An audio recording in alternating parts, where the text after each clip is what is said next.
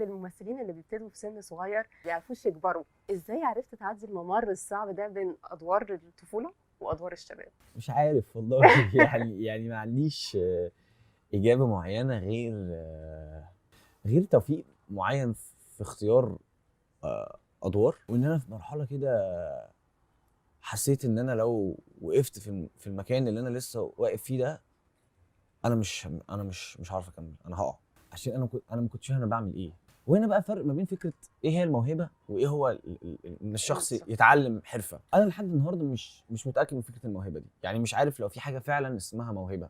فهنا ابتديت بقى أقف الوقفة دي بتاعت أوكي، طب أنا إيه، أنا بعمل إيه بقى؟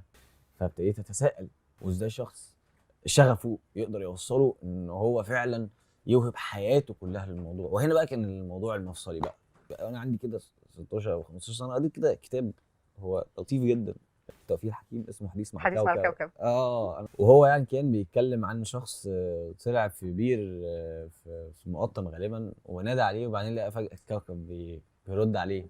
ففاكر يعني في جزء كده منه بيقول له ايه اللي بيقدم الدنيا، او ايه اللي بيقدم كل شيء، او إيه؟ قال له العلم والفن.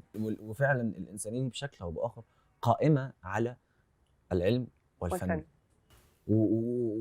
وساعات بقى بيتلاقوا في النص، ولما بيتلاقوا في النص بتبقى يعني ذروة الإنسانية، وبيبقى سحر في الإنسانية. ماشي، طب أنا بقى لو عاوز أوهب نفسي لحاجة، أنا ممثل. طب إيه تمثيل؟ هو نوع من أنواع الفنون.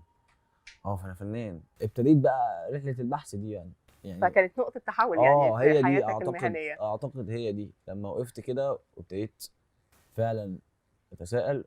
والسؤال ده كان جاي من يعني عندي مشكلة شوية مع نفسي، إن أنا قاسي جدا شوية على نفسي.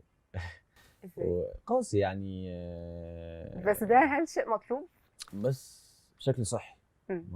ما هو إنك طبعا. تكوني قاسي مع نفسك ده تمام، بس مش لدرجة إنه يبقى جلد بقى، أو يبقى تعذيب، أو يبقى لأ، يبقى ضدك، ويبقى سلاح ضدك بدل ما هو سلاح إن هو طول الوقت يخليك تتحركي لقدام. فهو فكرة التوازن، يعني ازاي توزني الصوت اللي جوه ده، وازاي ما تخليهوش يضغو عليكي وتخليه يكون هو اللي متحكم فيكي. بالعكس، تسمعيه تمام، فعلا انا لسه بدري، فعلا انا مش كويس كفايه، فعلا انا بحاول اعمل اللي اقدر عليه. واعتقد ده صراع انساني موجود فينا كبشر، يعني طول الوقت التشكك في النفس واللوم النفس، ازاي انت تحمي نفسك من ده.